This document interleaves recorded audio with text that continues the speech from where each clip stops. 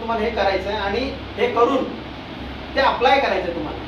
आणि ज्यांची खरोखर इच्छा असेल, काय मॅडम, ज्यांची इच्छा असेल त्यांना आत्तापासून देखील तुम्हाला काम मिळू शकतं. तुम्हाला होम नर्सिंगला घरोघरी जाऊन आपले कुमार सर जे आहे ते तुम्हाला सांगतील किंवा इथं एक व्यक्तीची गरज आहे, तर जे तयार असतील, इच्छुक असतील, आता म्हणा तुम्ही तयार आहात, तर तुम्ही जाऊन तिथे सांगायचं की मी सर एक करायला तयार आहे. मग ते सर तुम्हाला सांगतील एवढं मानधन मिळेल, हे काम आहे. तर तुमचं आतापासून देखील अर्निंग सुरू होईल. ते अर्निंग म्हणजे तुम्हाला ते प्रॅक्टिकल पण होईल आणि तुम्हाला काम पण मिळेल, पैसे पण मिळतील. आणि जसं मॅडम बोलले फीची, ह्या कोर्सेसची फी 15,000 आहे 5-6 महिन्याची.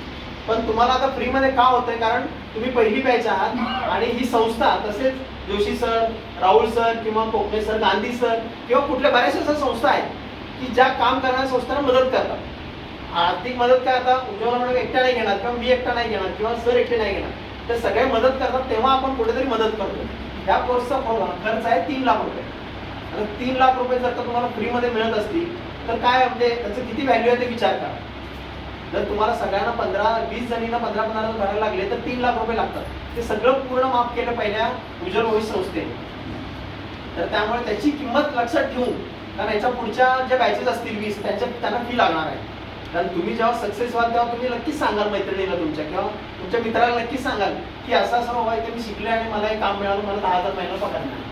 काहीही न करता, म्हणजे काही म्हणजे कुठे ऍप्लिकेशन न देता, कोणाकडे रांगेत न उभारता, कोणाची बॉसगिरी न ऐकता, म्हणजे तुमच्या मनाने काम आहे. तुम्हाला जर इच्छा करायची तर तुम्ही जाऊन तिथे काम करायचं. जर तुम्हाला नसेल इच्छा, नाही मी आज करणार नाही, माझ्याकडे कोणी पाहुणे आले, दुसऱ्याला सांगा.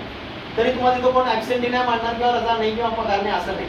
हे तुमच्या हातात आहे. आणि तुम्ही जर चांगलं कौशल्य निर्माण केलं तर तुम्ही संघटित होऊन तुम्ही काही महिला गोळा करून तुम्ही ते काम करू शकता. आलं लक्षात? म्हणजे तुम्ही एका महिलेने अजून 10 महिला घेऊन त्या 10 महिलांना सांगू शकता की तू इकडे काम कर, तू तिकडे काम कर.